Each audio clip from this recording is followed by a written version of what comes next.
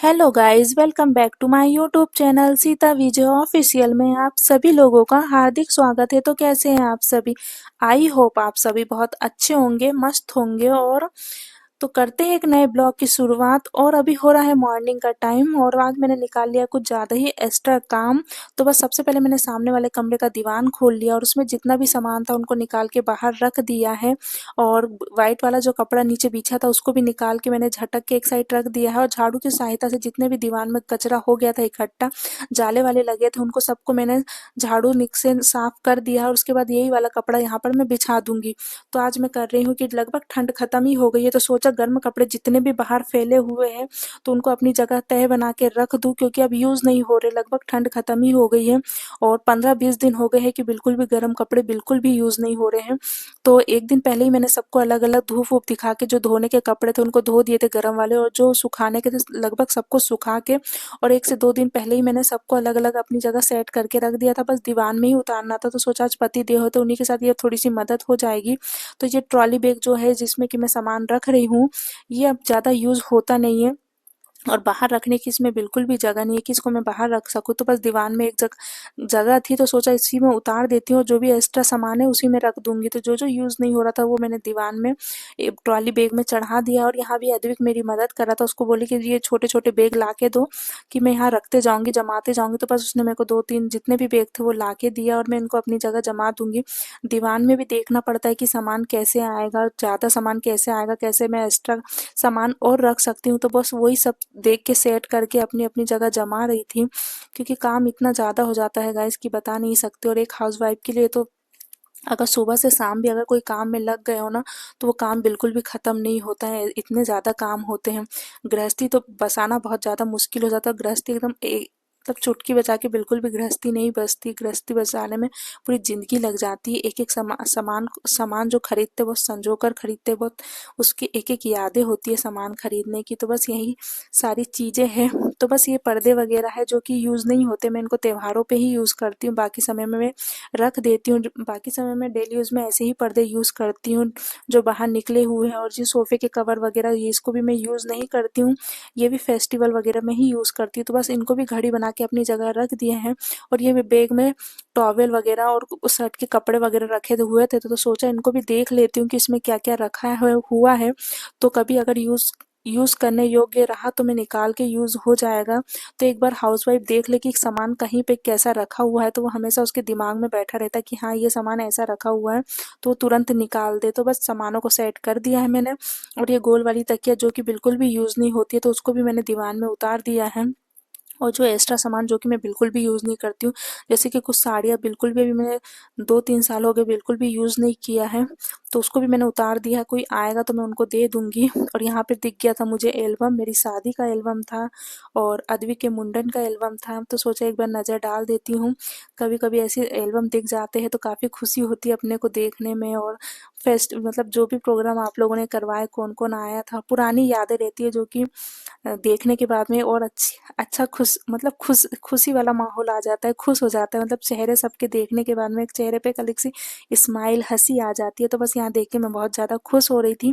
और ये अद्विक के मुंडन का एल्बम बना हुआ था, तो बस उसी को देख रही थी और पतिदेव से कुछ पूछ रही थी कि एल्बम में ऐसे दाग क्यों बन गए हैं। और मेरा शादी का भी एल्बम था जो कि मैंने थोड़ा बहुत देखा और बाकी फिर मैंने रख दिया। मैंने कभी इत्मीनान से आप लोगों को फ्री टाइम में निकाल के मैं अपने एल्बम ज़रूर शेयर करूँगी। तो बस दीवान में जो भी सामान रखने का था वो मैंने रख दिया है। और दीवान को अच्छे से मैंने पैक कर दिया और यहाँ बिछा दिया है उस पर मैंने चादर, ताकि जो भी डस्ट है वो उसके अंदर बिल्कुल भी ना जाए। और जब मतलब 4-6 महीने तो, क्योंकि दीवान को बार बार खोलना नहीं है, क्योंकि गर्म कपड़े ही रखे और गर्म कपड़े ठंड भर तो बिल्कुल भी यूज़ नहीं होते, इसलिए मैंने उसको अच्छे से पैक करके रख दिया। उसके ऊपर अच्छे से चादर बिछा दिया है और यहाँ दीवान को मैंने पैक कर दिया है। बस इस पे बिछाऊंगी मैं गद्दा, और गद्दा बिछाने के बाद ये वाला काम मेरा यहाँ का कंप्लीट हो जाएगा। तो गद्दा देखो इतना ज़्यादा भारी है कि मैं गिरते गिरते बची। भारी है गद्दा, सोचते तो है कि हो जाएगा काम, पर एकदम से लोड आ जाता है, तो इसलिए मैं थोड़ा सा वो हो गई।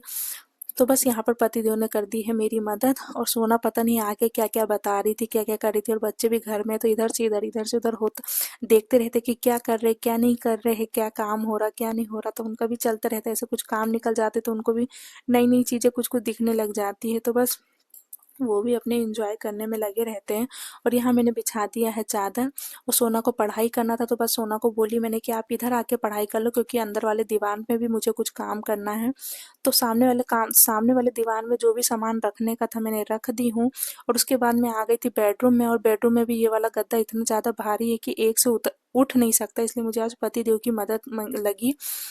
तो बस गद्दे को मैंने बाहर निकाल के रख दिया है। और ये अंदर वाला दीवान खोल लूँगी। इसमें मुझे ज़्यादा कुछ काम नहीं है, बस मुझे इसमें डबल बेड वाले कंबल रखना है जो कि ठंड भर यूज़ होते थे। अब ठंड ख़त्म हो गई है तो वो गद्दे को वो कंबलों को रखना है। उससे पूरा दीवान भरा भरा लगता है, क्योंकि एक तो डबल बेड के दो कंबल निकले हुए हैं जिससे कि पूरा कमरा भरा भरा लगता है। और यहाँ पतिदेव जी लेकर आ गए थे नमकीन, कि थोड़ा सा नमकीन खा ले, थोड़ी एनर्जी आ जाएगी। तो बस नमकीन खाया वो, और शेयर कर रहे थे, बोली नहीं हो गया है। तो ये कम्बल इतने भारी है और इतनी ज़्यादा जगह घेर लेते हैं ये, कि पूरा दीवान भरा भरा लगता है।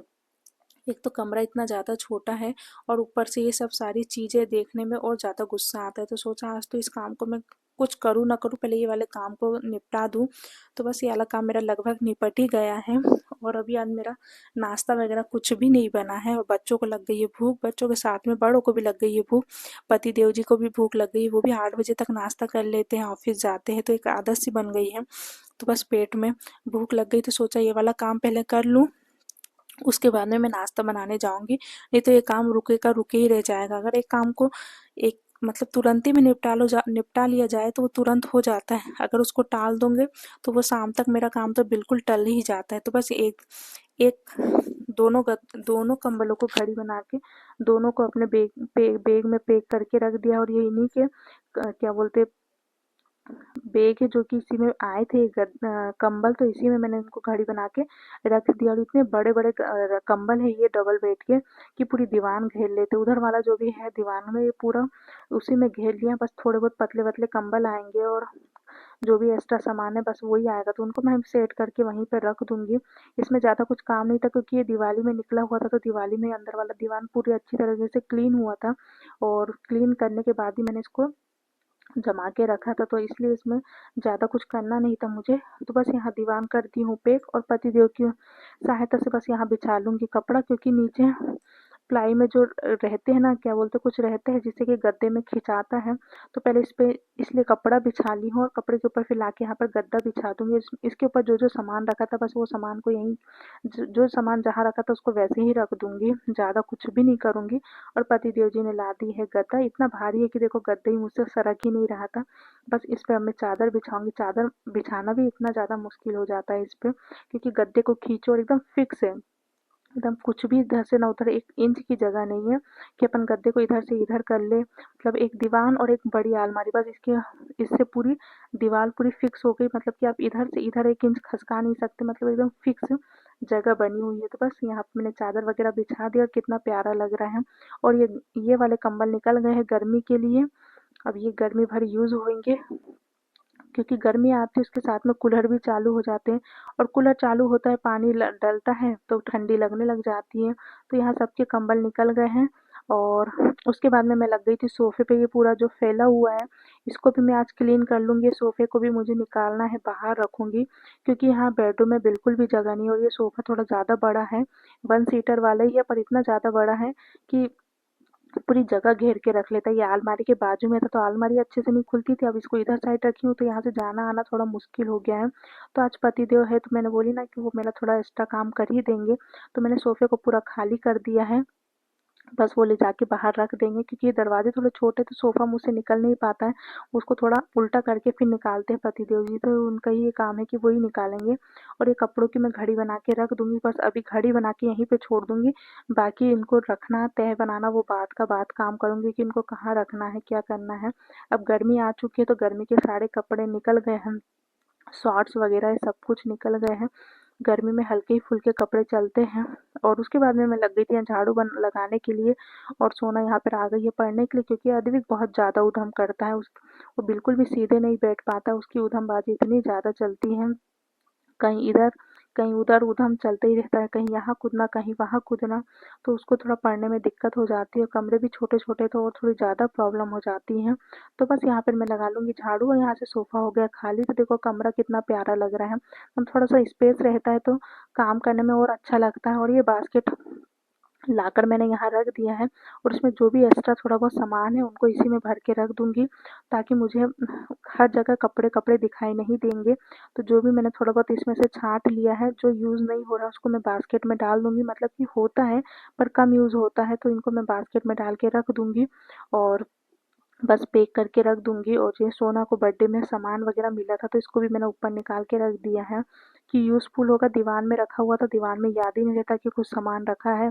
तो बस इसके ऊपर मैं रख दूँगी पढ़ाई वाला स्टडी टेबल और इसके ऊपर जमा दूँगी कुछ-कुछ कपड़े जो कि यूज़ होते ही रहते। कुशन के कवर वगैरह, मुझे अभी अलमारी वगैरह भी जमाना है, पर आज नहीं जमाऊँगी, उसको भी अब मैं थोड़ा-थोड़ा करके जमाऊँगी क्योंकि अलमारी भी पूरी खचाखच भर चुकी है। बच्चे वगैरह कभी बच्चे निकालते हैं कपड़े, तो बच्चे अगर निकाल रहे हैं तो एकदम वो 100% है कि पूरे कपड़े गिराना है और उठा के फिर वैसे ही भर देना है इनको।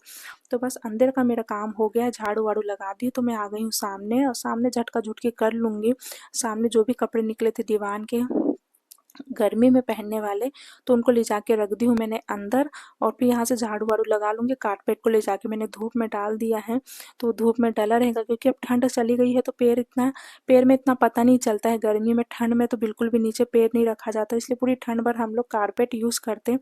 पर गर्मी में मैं इतना यूज़ नहीं करती, अब उसको भी मेरे को धोकर रखना है कारपेट को, धो के रख दूँगी। अब वो सीधे ठंड में निकलेगा। तो बस यहाँ से भी मैंने सारी चीज़ों को उठा-धर कर दिया है, सब कुछ एकदम क्लीन कर दिया है। अब लगा लूँगी यहाँ से मैं फटाफट पहले झाड़ू और उसके बाद में यहाँ से पूरा कमरा क्लीन कर दूँगी और उसके बाद जाऊँगी मैं सीधे किचन में क्योंकि लग गई है बच्चों को भूख। वो लोग उनसे रहा नहीं जा रहा है। इतने बार बोल दी है मम्मी भूख लगी, भूख लगी, भूख लगी। तो सोचती हूँ क्या बनाना है। वैसे तो हर संडे के दिन अद्विक का रहता है कि मुझे मैगी ही खाना है, मैगी के अलावा बिल्कुल भी कुछ खाने के लिए नहीं होता है। तो बस मेरी आधी झाड़ू लग गई थी और थोड़ा बहुत रेक पे सामान पड़ा हुआ था क्योंकि अद्विक बाकी उसका खेलने का सामान नीचे ही रखा रहता है, पर वो ऊपर से नीचे तक देखता रहता है क्या रखा है मेरा, क्या सामान रखा है, क्या सामान रखा, बस उसी को ढूंढता रहता है। अगर उसका कोई सामान नहीं भी रखा हो तो वो ढूंढता रहता है कि कुछ नया क्या है क्या नहीं। तो बस उसको भी मैंने यहाँ पर अच्छे से जमा दिया है और ये आ गया है दुकान से मैगी लेकर। तो बस यहाँ उसके लिए मैं मैगी बनाऊंगी और जो भी सामान है बस हो गया, मेरी झाड़ू वाड़ू सब कंप्लीट हो गई है। जो भी उठा धर था वो भी कंप्लीट हो गया, तो यहाँ से मैं झाड़ू लगा के निकाल दूंगी और कचरा ले जाके सीधे बाहर कर दूंगी।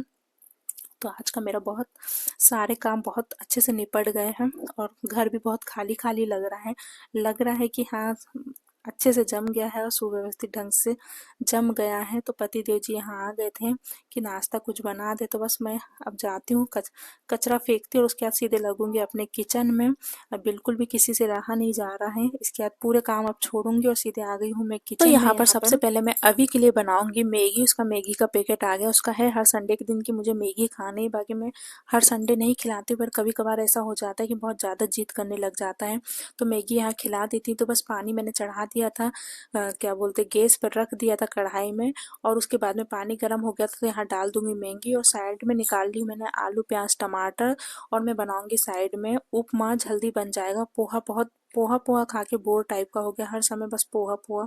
अब वो ना पोहा खिलाता नहीं है बिल्कुल भी, तो सोचा आज उपमा बनाया जाए। तो अद्विक का रख दिया हूँ मैंने, अद्विक का मैंने दूसरे गैस पे रख दी हूँ। मैगी हो रही है और देखो ये चढ़ रहा है, बिल्कुल भी नहीं डरता है। फिर डांट के मैंने इसको यहाँ भगाई हूँ और बस यहाँ पे रवा निकाल लूँगी। तो एक साइड रवा भून जाएगा जब तक मेरा आलू प्याज टमाटर कट जाएगा। तो यहाँ मैं नाप से ही लेती हूँ, जो भी मैं बनाती हूँ उसको नाप के ही बनाती हूँ क्योंकि मैं उसको ऐसे अंदाजे वाला काम बिल्कुल भी नहीं समझ में आता है। नाप के बनाती हूँ तो वो परफेक्ट भी बनता है और सही भी बनता है। तो बस यहाँ थोड़ी सी सूजी को मैं भूंज लूँगी, 2 से 3 से मिनट के लिए हल्का सा रोस्ट कर लूँगी। और साथ में हो गई है अद्विक की मैगी, तो उसको दे दूँगी यहाँ पर मैगी बना के। और उसके बाद फिर मैं फ्री होके काम करूँगी क्योंकि उस वो भूख के मारे बिल्कुल भी नहीं रहा जाता उसको, और छोटा भी है तो थोड़ा समझ नहीं पाता है। बाकी सोना वगैरह को समझा दो तो वो समझ जाती है और शांत भी हो जाती है। तो बस यहाँ पर मैं फटाफट काट लूँगी प्याज मिर्ची टमाटर। और हम तीनों के लिए बनेगा उपमा और अद्विक को तो दे दी हूँ मैंने मैगी बना के। तो बस यहाँ पर मैं काट लूँगी टमाटर प्याज और हरी मिर्ची बस सिंपल तरीके से। मटर वगैरह तो अब बिल्कुल भी बंद हो गई है, बिल्कुल भी नहीं आती है। और इस बार मैंने मटर वगैरह कुछ भी नहीं करके रखी कि एक्स्ट्रा उनको छील के और सब करके रखते हैं जो फ्रीज़र में, वो कुछ भी नहीं करी हूँ। तो बस यहाँ पे मैंने थोड़ा बहुत ही शूट किया है, ज़्यादा नहीं किया क्योंकि भूख सबको लग गई थी, तो फिर कैमरे को इधर से इधर थोड़ा बहुत करना ही पड़ता है, उसमें थोड़ी ज़्यादा दिक्कत हो जाती है। और यहाँ पे मैं डाल दूँगी काबुली चने फूलने के लिए शाम के लिए, क्योंकि एक फैमिली आने वाली थी कि शाम को आएंगे, उन्होंने बोले थे कि आएंगे, तो मैंने सोचा अगर वो आ गए तो काबुली चने फुला देती हूँ, तो शाम को सब्जी बन जाएगी और पूड़ी और जो भी बनाना है वो फिर मैं शाम को बना लूँगी। काबुली चने फूले रहते हैं तो आसानी से सब्जी बन जाती है। तो बस यहाँ मेरा उपमा बन गया था, मैंने यहाँ सभी लोग को दे दिया था उपमा खाने के लिए, और यहाँ लेकर मैं भी बैठ गई हूँ। और सब लोग अभी अपने अपने इसमें बैठे हैं। सोना अपना पढ़ाई कर रही है तो खा रही है, अद्विक अपना खा लिया है, और सोनक पापा उधर सामने बैठे हैं तो वो अपना उपमा खा रहे हैं, और मैं यहाँ पर बैठ के अपना उपमा इंजॉय कर रही हूँ। और काफ़ी अच्छा बना हुआ था। जब जोरों की भूख लगी रहती है ना, तो एकदम से भूख में जो भी मिल जाए अच्छा लगता है। तो अगर आपको मेरा वीडियो अच्छा लगा है तो प्लीज़ लाइक कीजिएगा, शेयर कीजिएगा और चैनल को सब्सक्राइब